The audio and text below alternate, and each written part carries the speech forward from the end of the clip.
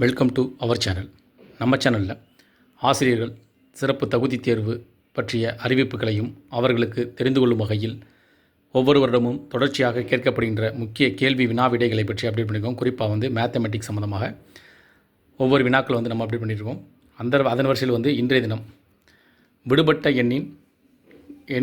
எண்ணை கண்டுபிடிக்க, அதாவது விடுபட்ட எண் கண்டுபிடிக்க சொல்லியிருக்காங்க. இதில் 49, 121, 169, அடுத்து பார்த்திங்கன்னா அது என்ன ஆன்சர் அப்படின்ற கண்டுபிடிக்கணும். அதுக்கப்புறம் பார்த்திங்கன்னா 361 கொடுத்துருக்காங்க.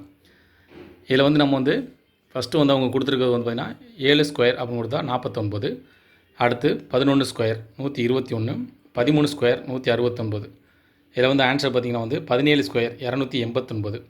இதில் பார்த்திங்கன்னா நமக்கு 7, அதுக்கப்புறம் பார்த்தா 8, 9, 10 இதெல்லாம் இல்லை, 11 இப்படி கொடுத்துருக்காங்க. 11 எப்படி வந்துச்சு, அதேமாதிரி 13 எப்படி வந்துச்சு. என்ன காரணம் கேட்டிங்கன்னா, இதை தான் நீங்கள் முதல்ல நம்ம இதை தெரிஞ்சிட்டோம் அப்படின்னா நம்ம எளிய முறையில் அதனுடைய ஆன்சரை கண்டுபிடிச்சிடலாம். இந்த எண்கள் எல்லாமே பார்த்திங்க வரிசையாக நம்ம கால்குலேட் பண்ணி பார்க்கும்போது அனைத்துமே பார்த்திங்கன்னா, அதாவது பகா எண்கள்.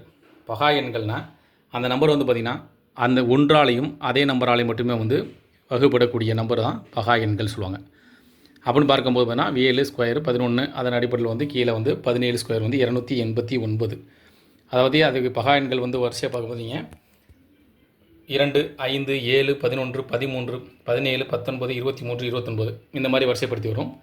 இப்போ பார்த்திங்கன்னா 13 வந்துச்சு. அடுத்து 14 பார்த்திங்கன்னா 7ஆல் வகுப்படும், அதே போல் 1ஆல் வகுப்படும், 2ஆல் வகுப்படும், அதெல்லாம் செய்யும். 15 பார்த்திங்க அப்படின்னா 5ஆல் வகுப்படும், அதே போல் அதே நம்பரால் வகுப்படும், 1ஆல் வகுப்படும். அதனால் 16 பார்த்திங்கன்னா 4ஆல் வகுப்படும், 2ஆல் வகுப்படும், அதே போல் பார்த்திங்கன்னா அது வகுப்படும். அதனால் அதெல்லாம் பகு எண்கள்.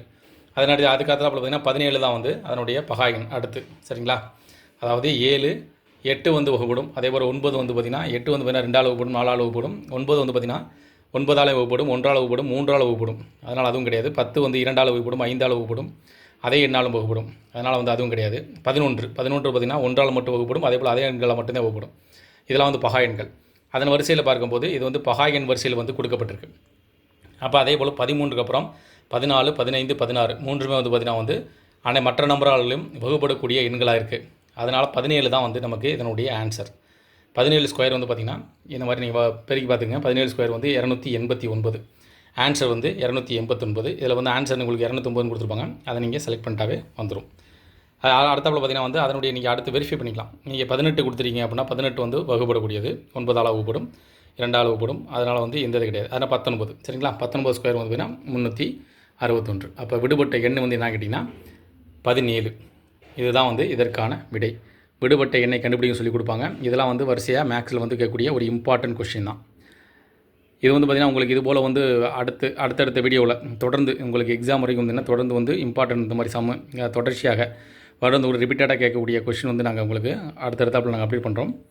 தொடர்ந்து நம்ம சேனலை சப்ஸ்கிரைப் பண்ணி வைங்க. இந்த வீடியோ பிடிச்சிருந்தால் வீடியோக்கு லைக் பண்ணுங்கள். மீண்டும் இதேபோல் ஒரு பயனுள்ள தகவலில் சந்திப்போம். நன்றி.